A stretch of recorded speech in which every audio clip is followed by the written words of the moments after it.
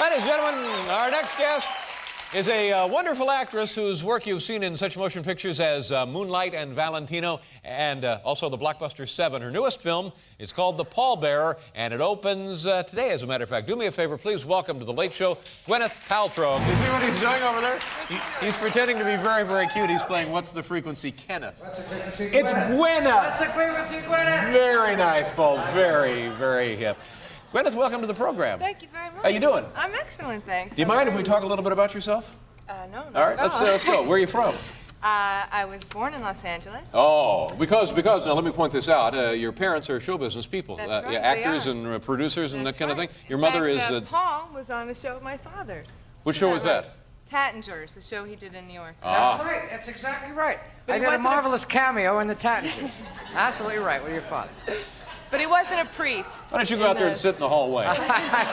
Do you need a question? If you have a question for Gwyneth, Yeah. go ahead and sit in the All right, hallway. no, I'll stay here. So your father is Bruce Paltrow, producer, right. and your mother is Danner. Blythe Danner. Oh, a fine actress, a lovely woman, and a Yes, fine she actress. is, So at an early age, you probably, that's what you were going to do, be an actress. Did you know early on? I think that I did. You know, when you grow up and watch your mommy pretend for a living, it's kind of interesting. Now, did that provide for you a normal childhood or an abnormal childhood? Well, it was normal for me, but I suppose in the realm of America, it's not quite normal. Do you remember your first experience on stage or with the theater or whatever? I think my very first experience was my mother was doing The Seagull, Chekhov play, and I was 3 and apparently naked, and took it upon myself to get up and do her monologue. So I think that was the first. So you time. actually walked out. Now, was this during a production or rehearsal? You said? No. Yeah. It was just during a rehearsal. Well, that's nice. It's a nice little touch. A little. Yeah. In fact, I do that frequently now. No, you That's don't. it.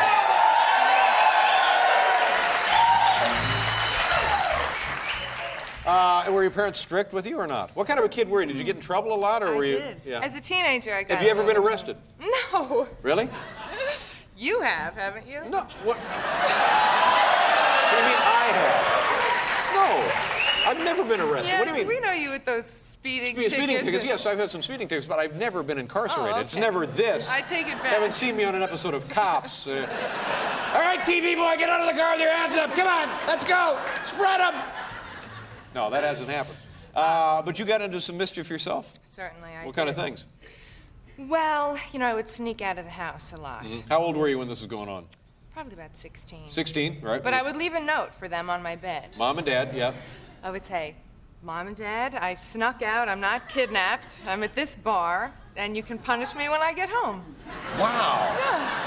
And that was okay with Mom and Dad, that their 16-year-old daughter, well, I guess it is better than being kidnapped, isn't it? I never got caught, though. That was the thing. And they thought this was all right for you to be doing? No, certainly not. Yeah. But they never knew. I would sneak down the stairs of our townhouse with the golden retrievers on either side of me, so they would think the noise was them. And I see. And then you and the dogs would go out and get drunk. That's right. Yeah, that's good.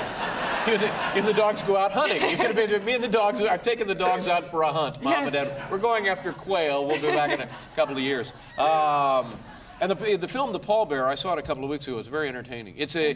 How do you describe it? You know who else is in it? Is it David Schwimmer? Is he in the That's film? right. Yeah, he's very good. He's one of the Friends, you know. Is he? Yeah. Have you been on the Friends show? I don't know what that is. Nah.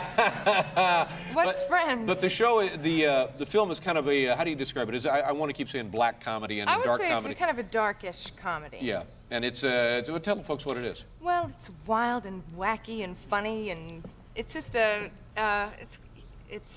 you know, he plays this sort of lost guy, and Yeah. he's kind of pining after my character. Right. And a guy dies who he doesn't remember.